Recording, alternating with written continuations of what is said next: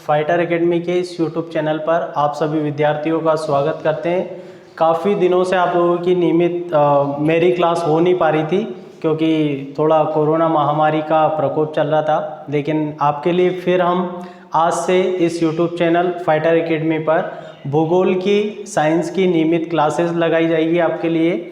बाकी क्लासेस आपकी चल ही रही है, जैसे मैथ्स की क्लास है और जीके स्टैटिक्स की क्लासेस आपकी चल रही है। तो हम आज की जो क्लास रहेगी आपके फाइटर एकेडमी यूट्यूब चैनल पर, वो हम ब्रह्मपुत्र नदी को लेकर टॉपिक लेकर आए हैं।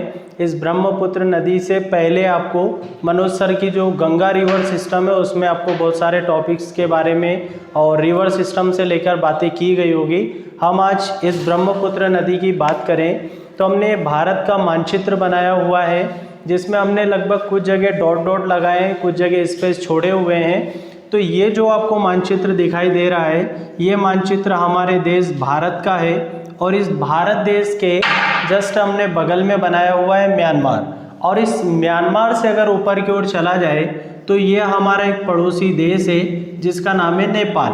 और नेपाल से अगर थोड़ा सा आगे बढ़ा जाए तो ये एक हमारा पड़ोसी देश है जिसका नाम है भूटान। और भूटान से अगर नीचे की ओर चला जाए तो ये हमारा एक पड़ोसी देश है जिसका नाम है बांग्लादेश। तो हम बात करने वाले यहाँ पे एक नेपाल है, भूटान है, म्यांमार है और आपका एक बांग्लादेश है। और बांग्लादेश के अलावा अगर हम नीचे की बात करें तो ये है आपकी बंगाल की खाड़ी, मतलब BOB, बे ऑफ बंगाल। और BOB के अलावा अगर हम यहाँ से बात करें तो दो और आपको यहाँ पे कुछ ब्लैंक बॉक्स दिखाई दे रहे होंगे।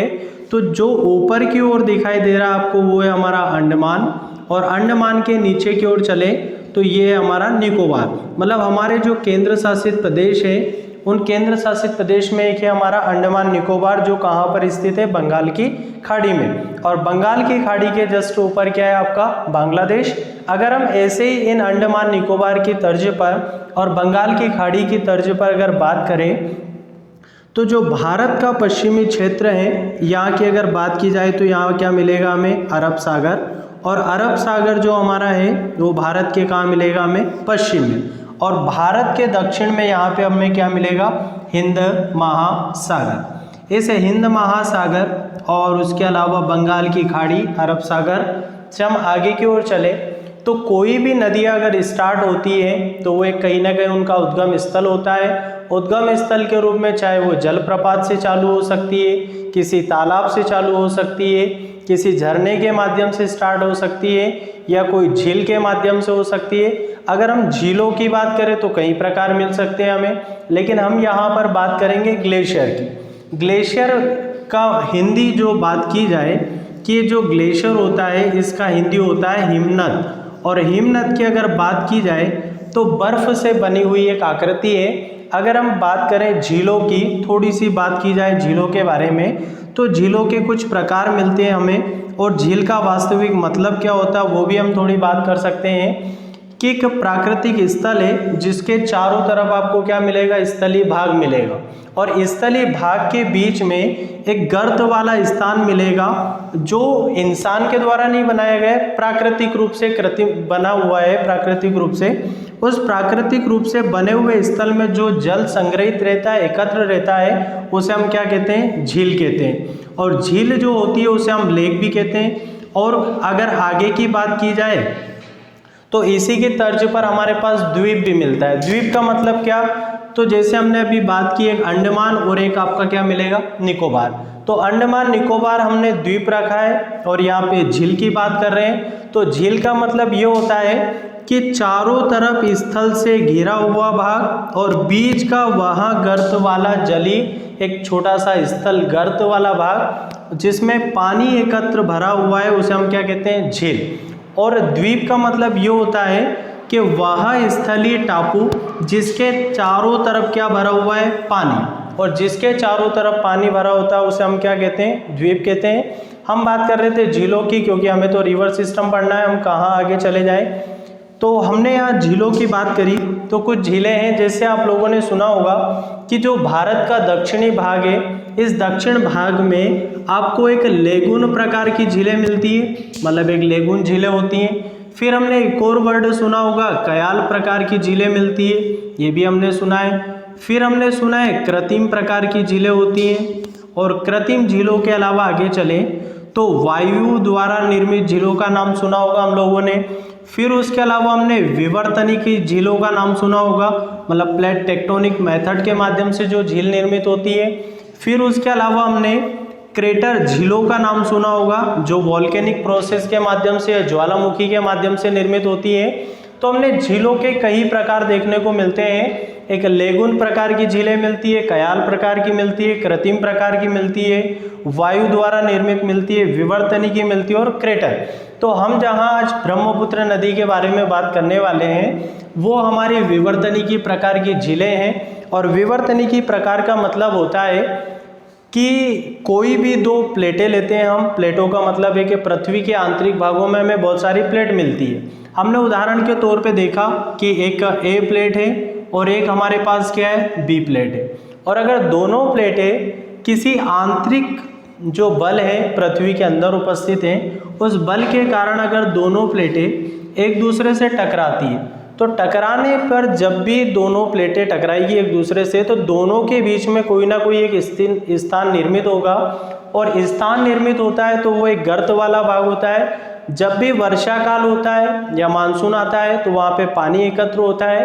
अब हम बात करें कि हिमनद वाली बातें जो हैं, तो हिम का मतलब तो यहाँ पे हमने बर्फ़ से बात कर रहे हैं। तो बर्फ़ का कारण ये है कि यहाँ जो हमारा हिमालय है विश्व का सबसे ऊंचा पर्वत की श्रृंखला है, पूरी की पूरी पर्वत श्रेणियाँ मिलेगी हमें यहाँ पे।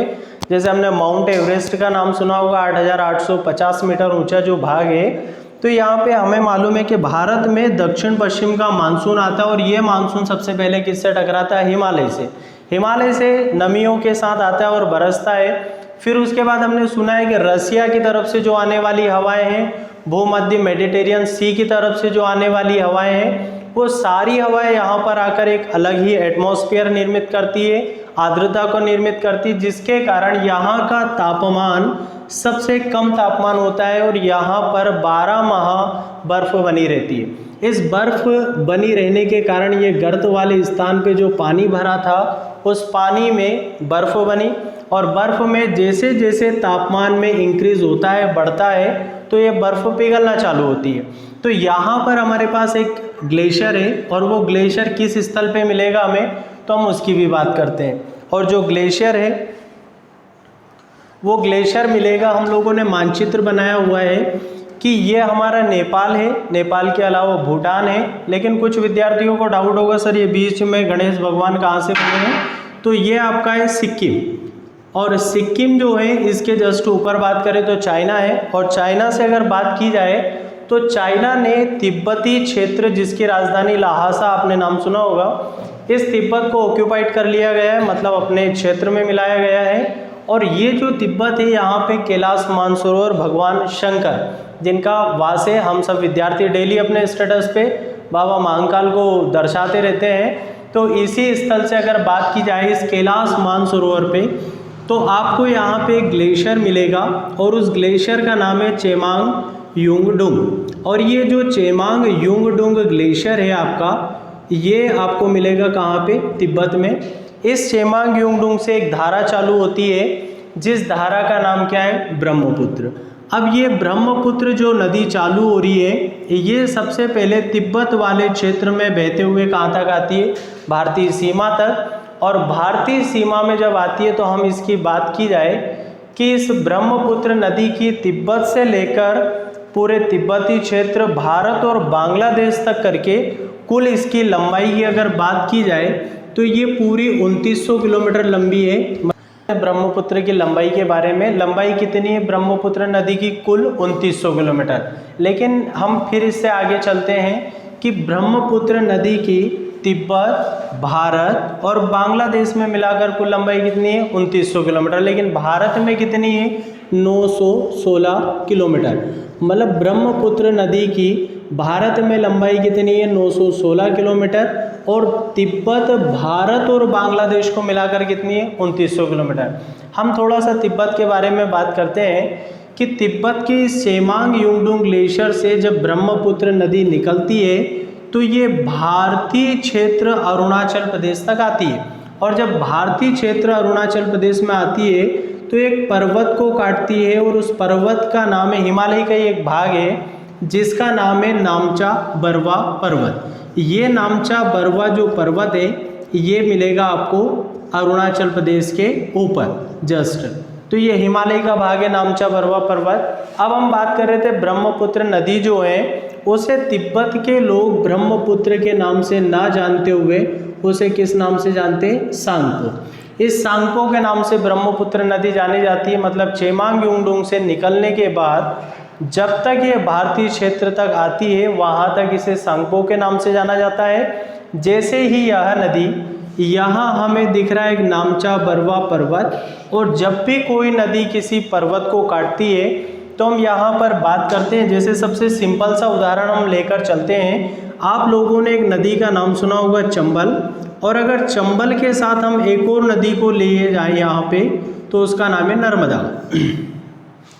चंबल नदी का आपने नाम सुना होगा कि ये महू अपना जो जाना पाओ की पहाड़ी है, परशुराम जी की तपस्या स्थली इंदौर जिले में जो आती है, वहाँ से जब ये चंबल नदी की शुरुआत होती है तो आपने एक जलप्रपात का नाम सुना होगा पाताल पानी। ये पाताल पानी जो जलप्रपात है, यहाँ से जब नदी इस ऊपरी भाग मतलब जो धरातली समतली भाग होता है वहाँ से जब नीचे की ओर गिरती है तो उसका जो ऊपरी भाग निचले भाग की ओर गिरता है तो इस स्थल को ये काटती है, और काटती है तो यहाँ एक समय के बाद बहुत सारा सकरा भाग उसका काटते हुए चली जाती है। और जब ऐसा भाग काटे तो हम एक उदाहरण के तौर पर लिए चलते हैं। जैसे हमने एक पर्वतीय क्षेत्र बनाया, कोई नदी अगर यहाँ से चलकर ऐसे आ रही और इस भाग को लगातार अपने प्रवाह के कारण काट रही है, तो अगर ऐसा काटती है तो एक समय के बाद यहाँ पर एक घाटी का निर्माण होता है जिसे हम कहते हैं वी आकार की घाटी। ये वी आकार की घाटी यहाँ पे निर्मित होती है। तो कुछ नदियाँ जिनका प्रवाह कम होता है और प्रवाह कम होने के बाद पहाड़ी इलाकों से नहीं प्रवाहित होती हैं, वो लगभग वी आकार की घाटियों का निर्माण कम करती हैं, लगभग समतली भागों का ही निर्माण करती है, छोटे छोटे टापू बनाते हैं। उसके अलावा अगर हम बात करें जैसे नर्मदा नदी, नर्मदा नदी के बारे में हमने सुना है कि भेड़ा घाट का नाम सुना होगा हमने। भेड़ा घाट जो जलप्रपात है वो आपको मिलेगा जबलपुर में। जबलपुर जो है वहाँ पे हमने देखा है कि नर्मदा नदी जब वहाँ से प्रवाहित होकर आती है तो यहाँ पर भेड़ा घाट में नर्मदा नदी का पानी नीचे की ओर गिरता है, और जब नीचे की ओर पानी गिरता है तो ये जो भाग जब यहाँ पानी गिरेगा तो ये यहाँ एक आकार निर्मित करते हुए जाती है, मतलब गहरी खाई का निर्माण करती है। और ऐसे जब गहरी खाइयों का निर्माण करती है तो इन गहरी खाइयों को हमने एक नाम दिया है, और ये नाम दिया हमने अमेरिका की एक नदी है जिसका नाम है कोलोराडो नदी। इस कोलोराडो नदी जो है ये एक ग्रेट कैनियन का निर्माण करती है, मतलब एक गहरी घाटी या खाई का निर्माण करती है। तो उसी प्रकार नर्मदा नदी भी हमारी ये कोलोराडो टाइप नदी जैसे ही कैनियन का निर्माण करती है, मतलब एक गहरे सकरे भाग का निर्माण करती है। तो हम बात कर रहे थे यहाँ पे सांगपो नदी मतलब ब्रह्मपुत्र नदी के बारे में। जब नामचा बरवा पर्वत को ये नदी काटती है तो काटते समय ये नदी यहाँ पर इस भाग को इतना काटा कि यहाँ पे एक आकृति बनी जिसे हमने नाम दिया गार्ज।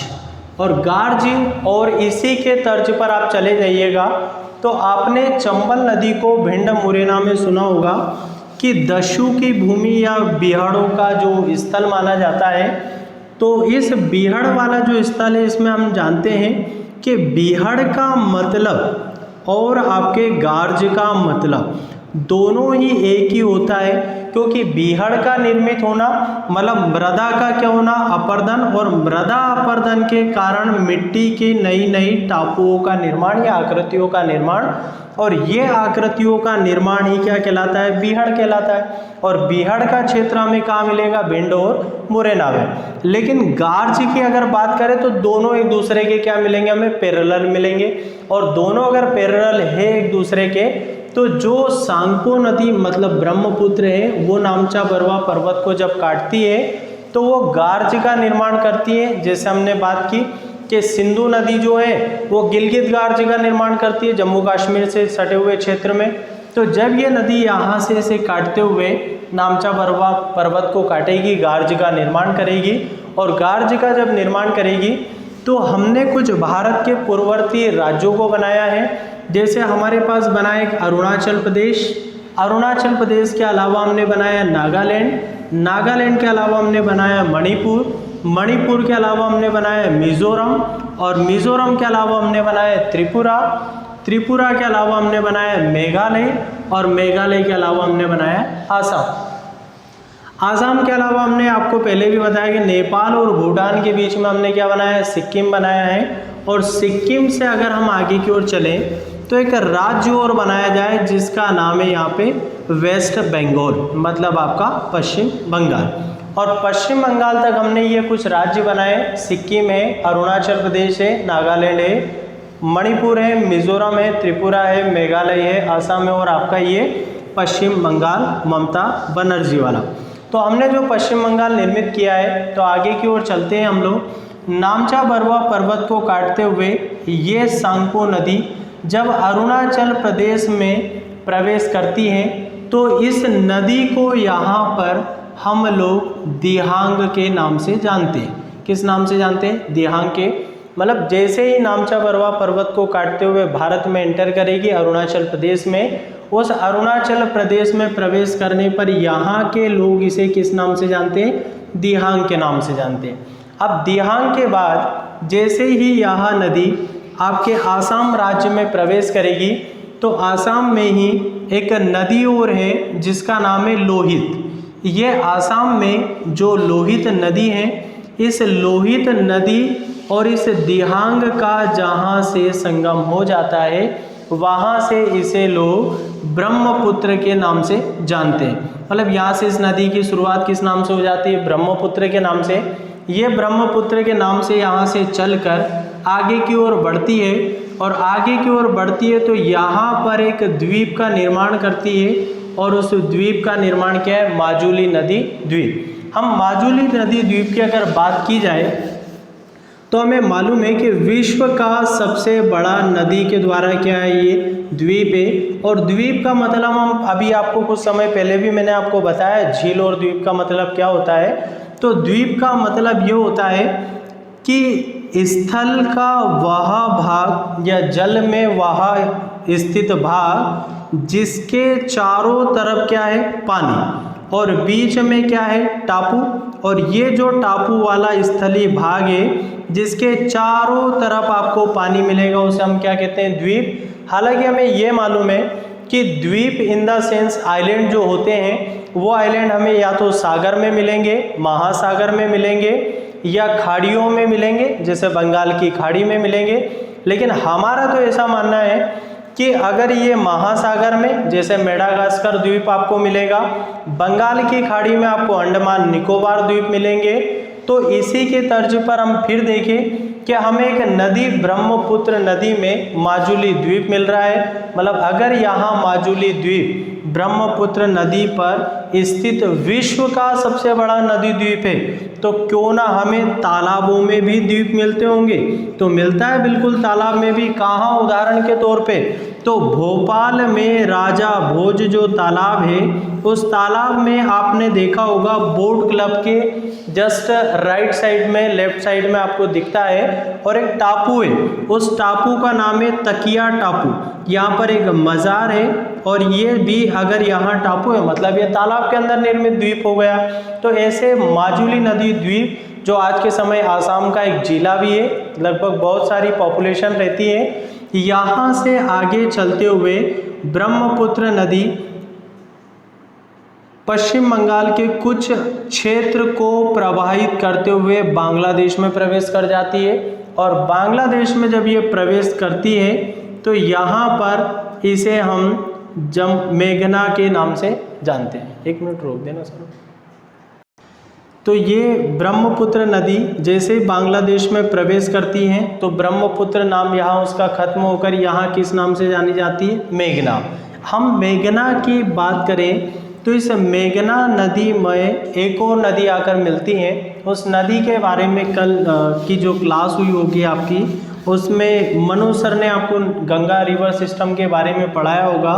उत्तराखंड से अपने भागीरथी और अलकनंदा जो है वो देवप्रयाग में संगम स्थल होता है, और फिर आगे चलकर गंगा नदी। तो पश्चिम बंगाल में आपके मुर्शिदाबाद के बाद गंगा नदी जो है वो बांग्लादेश में प्रवेश कर जाती है, और बांग्लादेश में जब प्रवेश करती है तो गंगा की इस धारा को बांग्लादेश में लोग गंगा के नाम से ना जानते हुए किस नाम से जानते हैं? पद्मा। तो ब्रह्मपुत्र को बांग्लादेश में किस नाम से? मेघना के नाम से। और गंगा को किस नाम से? पद्मा के नाम से। जब दोनों की संयुक्त धाराएं मिल जाती हैं तो मिलने पर यहाँ पर उसे किस नाम से जाना जाता है? जमुना के नाम से। और बांग्लादेश में ये नदी ब्रह्मपुत्र और आपकी गंगा मतलब पद्मा और मेघना दोनों जब मिलेगी तो जमुना, और यही जलकर आगे ये जमुना नदी बंगाल की खाड़ी में जाकर मिल जाती हैं। और जब मिलती हैं तो इस पद्मा और मेघना का जो संगम स्थल है उनके बीच का जो दोआब का क्षेत्र, एक वर्ड होता है जैसे हम कहते हैं पंजाब के क्षेत्र में हमें सबसे ज़्यादा देखने को मिलता है दोआब का क्षेत्र। दोआब क्षेत्र का मतलब क्या होता है कि जब दो नदियाँ या एक नदी प्रवाहित हो रही है और एक नदी की वितरणिका होती है और एक सहायिका होती है, तो सहायिका का तो मतलब होता है कि कोई नदी उसमें आकर मिल जाए, उस नदी को हम सहायक नदी कहते हैं। और वितरणिका का मतलब होता है कि उस नदी से एक नई शाखा का निर्माण होना, ये उस नदी की क्या कहलाती है? वितरणिका। जैसे गंगा नदी से हुगली नदी का निर्माण होना फरक्का बांध से। तो यहाँ पर जैसे एक नदी प्रवाहित हो रही है, मान लो ए नदी है, गंगा है, और उस गंगा में एक बी नदी यमुना आकर इलाहाबाद में आकर मिल जाती है। तो इस गंगा और यमुना के जो बीच का क्षेत्र निर्मित होगा उस क्षेत्र को हम क्या कहेंगे? गंगा यमुना दोआब। और यहाँ जो दोआब का क्षेत्र बनता है उसमें विश्व का सबसे बड़ा डेल्टा, और डेल्टा वाला जो क्षेत्र है जिसका नाम है सुंदरबन का डेल्टा। और सुंदरबन जो डेल्टा है वो आपको मिलेगा कहाँ? पश्चिम बंगाल और बांग्लादेश में फैला हुआ है, जहाँ विश्व प्रसिद्ध रॉयल बंगाल टाइगर जो बांग्लादेश का राष्ट्रीय पशु भी है वो यहाँ पे बहुताय मात्रा में मिलेगा। एवं आपको यहाँ राइनासोर्स गेंडे भी यहाँ पे सबसे ज़्यादा है। और यहाँ पर एक सुंदरी प्रकार का वृक्ष पाया जाता है, और उस सुंदरी प्रकार के वृक्ष के कारण सुंदर दिखाई देने के कारण उसका नाम भी क्या रख दिया? सुंदरबन डेल्टा।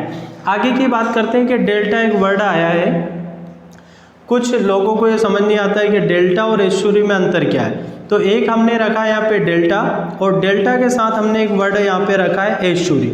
जैसे कि डेल्टा का मतलब ये होता है कि भाई मैथ्स अगर पढ़ते हैं तो ये डेल्टा हो जाता है। अब हम यहाँ बात करते हैं कि अगर जैसे ये ब्रह्मपुत्र नदी तिब्बत के क्षेत्र से चलकर यहाँ बांग्लादेश तक अगर पहुँची है तो ये कई क्षेत्रों को काटते हुए, मिट्टी का अपरदन करते हुए अपने साथ बहाकर लेकर आई होगी।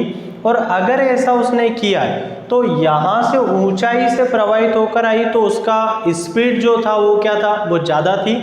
लेकिन जब उसमें बहुत सारी नदियाँ आकर उसमें मिलने लगी होगी तो उसकी जो स्पीड है वो क्या होने लगी? धीरे धीरे कम। और जब कम होने लगी तो उसमें जो उपस्थित अवसाद है वो अवसाद यहाँ उसके मुहाने तक आते आते उस नदी की स्पीड और भी क्या हो जाएगी? कम।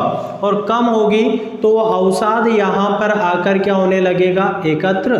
और एकत्र होगा तो इसी बीच से वो पानी कई अलग अलग शाखाओं में बट जाएगा, या वनस्पति उगाएंगे, अवसाद एकत्र रहेगा, और यह जो आकार निर्मित होगा इसी को क्या कहते हैं? डेल्टा कहा जाता है। फिर आगे बात करते हैं, एक एस्चुरी वर्ड का हमने नाम सुना है, इसी को हम हिंदी में कहते हैं ज्वारद मुख। ये ज्वारद मुख जो होता है इसी को हम प्योर हिंदी ज्वारद मुख है, और अगर ऐसे भूगोल की लैंग्वेज के हिसाब से बात करें तो इसको एस्चुरी कहा जाता है। हमने एक नदी को देखा है कि भारत की सबसे बड़ी 5वीं नदी जिसका नाम है हमारी नर्मदा नदी, और ये नर्मदा जो नदी है ये एक ब्लॉक माउंटेन के बीच से प्रवाहित होती है। ब्लॉक माउंटेन के बीच से प्रवाहित होने का मतलब कि हमने देखा है कि भ्रंश घाटी जिसे हम कहते हैं रिफ्ट वैली कहते हैं, रैंप वैली कहते हैं। तो रिफ्ट वैली का मतलब है कि जैसे हम एक उदाहरण के तौर पे देखते हैं कि होता क्या है। जैसे हमारे हाथ है और इन हाथों को हमने एक समतलीय भाग माना, अगर इन हाथों को हमने दूर दूर किया है तो इनके अगर बीच में यहाँ पे कोई सामान रखा है तो दूर करने पर वो सामान नीचे की ओर मतलब ऐसा गर्त निर्मित होगा, और ऐसा गर्त निर्मित होना मतलब एक पहाड़ी एरिया ये और एक पहाड़ी एरिया आपका कौन सा, ये। और दोनों बरोबर समतल भाग थे, लेकिन बीच वाला भाग किसी कारणवश आंतरिक परावर्तन के कारण नीचे की ओर धंस गया। तो यहाँ पर एक गर्त का निर्माण हुआ, और वो जो गर्त का निर्माण हुआ उसको हमने क्या कहा, भ्रंश कहा। और इसी भ्रंश को हम क्या कहते हैं, रिफ्ट वैली। और हमें मालूम है कि अगर ऐसा कोई भाग टूट कर गया होगा तो उसमें दरारें भी निर्मित हुई होगी। जब नदी के साथ अवसाद जाता है तो वो इन दरारों में ही जम जाता है, और उसके जब मुहाने पर वो किसी सागर, महासागर, खाड़ी से मिलती है तो वो अवसाद यहाँ मुहाने पर नहीं दिखाई देता है। और ऐसा क्लीन सरफेस वाला जो मुहाना बनाया जाता है उसको हम क्या कहते हैं, एस्चुरी कहते हैं। हम बात कर रहे हैं ब्रह्मपुत्र नदी, फिर उसी पर चलकर आते हैं। हम यहाँ से कुछ बातें करते हैं। ब्रह्मपुत्र नदी की हमने बात की, इसकी कुछ सहायक नदियाँ हैं। जैसे ब्रह्मपुत्र नदी, जिसको हम सांगपो के नाम से जानते हैं तिब्बती क्षेत्र में, यहाँ पर इसकी एक सहायक नदी है। उस सहायक नदी का नाम है यहाँ पे सियाबुकु। ये सियाबुकु नदी इसकी सहायक कहाँ पे, तिब्बती क्षेत्र में है। फिर हम चलें तो अरुणाचल प्रदेश में इसकी एक सहायक नदी मिलेगी, उसका नाम है बूढ़ी दिबांग नदी आपको मिलेगी यहाँ पे। आसाम में इसको एक मानस नदी सहायक के रूप में मिलेगी। फिर सिक्किम से एक नदी चलकर आती है जिसका नाम है तिस्ता, तिस्ता नदी भी इन्हीं में मिलती है। फिर उसके अलावा हमने यहाँ पे बात करें तो सुबनसरी एक नदी इसकी सहायक नदी है, और ऐसा चलकर इसकी कुछ सहायक नदियाँ हैं। फिर आगे की बात की जाए तो हमने कुछ नदियों में अंतर देखे, जैसे क्या, कुछ विद्यार्थियों को डाउट रहता है कि एक हमारे पास नदी है और उस नदी का नाम है गंगा, और गंगा नदी के अलावा अगर हम बात करें तो एक है हमारे पास क्या, ब्रह्मपुत्र, और ब्रह्मपुत्र के अलावा हमारे पास एक नदी है नील, और नील के अलावा एक नदी और है हमारे पास, उसका नाम है अमेजन। हमने 4 नदियों को उठाया यहाँ पे। 4 नदियों में अंतर क्या है, देखिएगा। गंगा जो नदी है उस नदी की लंबाई कितनी है, 2525 किलोमीटर, मतलब गंगा नदी की कुल लंबाई कितनी है, 2525। फिर अगर हम बात करें तो गंगा नदी लंबाई के आधार पर भारत की क्या है, सबसे लंबी नदी है। लेकिन क्या ब्रह्मपुत्र नदी भारत की सबसे लंबी नदी है, नहीं, क्योंकि ब्रह्मपुत्र नदी 3 देशों में कुल कितने किलोमीटर, 2900 किलोमीटर, लेकिन भारत में तो कितनी, 916 किलोमीटर बहती है। तो ये भारत की लंबी ना होकर इसका जो कैचमेंट एरिया है, मतलब ये इसकी लंबाई और ये इसकी क्या हो जाएगी, चौड़ाई। तो चौड़ाई के आधार पर इसमें पानी की मात्रा सबसे ज़्यादा आती है। क्यों, क्योंकि 10 किलोमीटर तक इसकी हमें क्या मिलती है, चौड़ाइयाँ मिलती है देखने को। तो इस चौड़ाई के आधार पर सबसे बड़ी नदी है, मतलब जल भरण क्षमता के आधार पर तो हम ब्रह्मपुत्र नदी को भारत की सबसे बड़ी नदी और गंगा नदी को हम भारत की सबसे क्या कहते हैं, लंबी नदी कहते हैं। इसी प्रकार जो अफ्रीका महाद्वीप है, इस अफ्रीका महाद्वीप में हमने एक देश का नाम भी सुना होगा, जैसे मिस्र, और मिस्र की राजधानी अपनी काहिरा, वहाँ पिरामिड मिलते हैं अपने को। तो हमने सुना है कि मिस्र को नील नदी का क्या माना जाता है, वरदान माना जाता है। हमने एक सिंधु सभ्यता पढ़ते हैं इतिहास में, प्रारंभिक उसका चैप्टर ही होता है वैदिक, उत्तर वैदिक, ऋग्वैदिक काल में हमें जो सिंधु सभ्यता मिलती है, उस सभ्यता में हमें एक नील सभ्यता भी मिलती है, नील की या मिस्र की सभ्यता भी हम जिसे कहते हैं। तो जो मिस्र की सभ्यता है वो कौन सी नदी के किनारे विकसित हुई है अपनी, तो नील नदी के किनारे। तो हमने कुछ नाम सुना होगा, जैसे कि एक मध्य अफ्रीका का क्षेत्र है जहाँ पे विक्टोरिया झील मिलती है। उस विक्टोरिया झील से जो नदी निकलती है उस नदी का नाम क्या है, नील। तो उसी प्रकार नील नदी विश्व की सबसे लंबी क्या है, नदी मानी जाती है। और अमेजन, ये दक्षिण अफ्रीका में ब्राज़ील का नाम सुना होगा, जहाँ पे रियो डी जेनेरो 2016 के ओलंपिक गेम्स हुए थे। यहाँ पे अभी जो होने वाले हैं जापान टोक्यो में होने वाले हैं, 2021-22 के जो होने वाले थे वो अभी 20 में होने थे, लेकिन वो कोरोना काल की वजह से रद्द किए गए। फिर अभी आगे बढ़ाए, अभी फिर आगे क्या होता है वो देखा जाएगा। तो अमेजन जो नदी है वो ब्राज़ील देश में जब बहती है तो हमें मालूम है कि अमेजन जो है विश्व में, इसमें एनाकोंडा के लिए फेमस है, मतलब एनाकोंडा पाया जाता है इस नदी में। और अमेजन का जो जंगल है वो काफ़ी सघन प्रकार का है। सघन का मतलब जिस प्रकार से हम अरुणाचल प्रदेश, नागालैंड, मिजोरम, मणिपुर की ओर जाते हैं तो मध्य प्रदेश का हमने सुना है कि भारत में सर्वाधिक वन का जो क्षेत्र है वो मध्य प्रदेश में है, लेकिन वन प्रतिशतता के आधार पर हम अगर चले जाएं तो नागालैंड, अरुणाचल प्रदेश के क्षेत्र में मिलते हैं। तो उसी प्रकार से अमेज़न का जो जंगल है वो काफ़ी घना जंगल है, लेकिन इस नदी का जो चौड़ाई है, कैचमेंट एरिया है, वो सबसे सर्वाधिक है। और सर्वाधिक के आधार पर भारत के अमेज़न की तर्ज पर हम तोल सकते हैं ब्रह्मपुत्र को, और भारत की नील हम किसको तोल सकते हैं? गंगा नदी को। तो भारत की सबसे लंबी गंगा, विश्व की सबसे लंबी नील नदी, भारत की सबसे बड़ी नदी ब्रह्मपुत्र, और विश्व की सबसे बड़ी नदी कौन सी है? अमेज़न। तो ये हमारी कुछ नदियों को लेकर हम टॉपिक लेकर आए थे, ब्रह्मपुत्र नदी को लेकर। इस ब्रह्मपुत्र नदी के टॉपिक में हमने बहुत सारे टॉपिकों पे डिस्कस किया है, जैसे आइलैंड क्या होते हैं, द्वीप क्या होते हैं, झील क्या होती है, लेक क्या होते हैं, उनकी हमने बातें की आपसे। हमने डेल्टा के बारे में आपको समझाया, हमने ज्वारद्मुख के बारे में आपको समझाया, मतलब एस्चुरी के बारे में हमने आपसे बात की। उसके अलावा कुछ पड़ोसी देशों का हमने जिक्र किया है, और हमने फिर कुछ नदियों से लेकर कोई कंटेंट है उनके बारे में हमने गार्जी की बात की आपसे, केनियान के बारे में हमने जिक्र किया आपसे। बहुत सारे ऐसे टॉपिक्स को लेकर हम बात करते रहेंगे आप लोगों से। आप हमारी इस क्लास को देखिएगा। अगर कोई भी आपको डाउट आता है इस क्लास में, तो आप अपनी इस क्लास के कमेंट बॉक्स में, जब भी यूट्यूब चैनल पर आप क्लासेस हमारी देखेंगे, तो उस कमेंट बॉक्स में आप अपनी जो भी डाउट है वो आप उसमें डालिएगा या लिखिएगा, ताकि हम तक वो पहुँचे और हम उन पे और आगे। अगर आपका हमें अच्छा शेयर, सब्सक्राइब और लाइक, बेल आइकन को दबाते रहेंगे आप लोग, हमारे वीडियो अच्छे तरीके से पहुंचेंगे, बहुत ज़्यादा व्यूज़ आएंगे, सब्सक्राइबर बढ़ाएंगे अगर आप लोग। आपका ऐसा साथ और हमारा ऐसा आपको साथ मिलता रहेगा, और आपके लिए आपके अपने फाइटर एकेडमी और आपके भूगोल के राम सर आपके लिए नियमित रूप से अब लगातार हम इस फाइटर एकेडमी के चैनल के माध्यम से आपके लिए क्लासेस लेकर आएंगे। या तो ये क्लासेस मॉर्निंग में, अर्ली मॉर्निंग हो सकता है स्टार्ट, या इवनिंग टाइम पर आपके लिए हम क्लासेस का शेड्यूल रखेंगे, जिसमें पूरा भूगोल आपको यूट्यूब के माध्यम से कवर करवाया जाएगा। इसमें मध्य प्रदेश भी आपका पूरा हम कंप्लीट करवाएंगे। पॉलिटी की क्लासेस आपकी जाट मैम ले ही रही है ऑलरेडी, जीके स्टैटिक्स की क्लास लग रही है, मैथ्स की क्लास आपकी लग रही है, और रही साइंस की क्लास, तो भूगोल की हमारी 1 आवर्स की क्लास डेली इस यूट्यूब चैनल पर रहेगी। उसके बाद हम साइंस की भी 1 घंटे की लगातार आपके लिए क्लासेस लेकर आ रहे हैं, केमिस्ट्री और बायोलॉजी की। तो आने वाली जो परीक्षाएं रहेगी आपकी, जैसे एमपी पुलिस में भी आज ही हमने देखा है 18,000 वैकेंसीज आने वाली है, मतलब इतने पद रिक्त हैं, तो 4,000 में कुछ बढ़ाएंगे और बाकी कुछ वैकेंसीज आएगी। एसएससी जीडी की जो भर्तियां आने वाली है, उनमें आपको पूर्ण नंबर दिलवाने के लिए हम लोग आपके लिए बेहतर प्रयास कर रहे हैं। आप भी प्रयास करें और अपनी मेहनत को और रंग दें, और आपको फिर अपनी मेहनत रंग देगी। जय हिंद, जय भारत।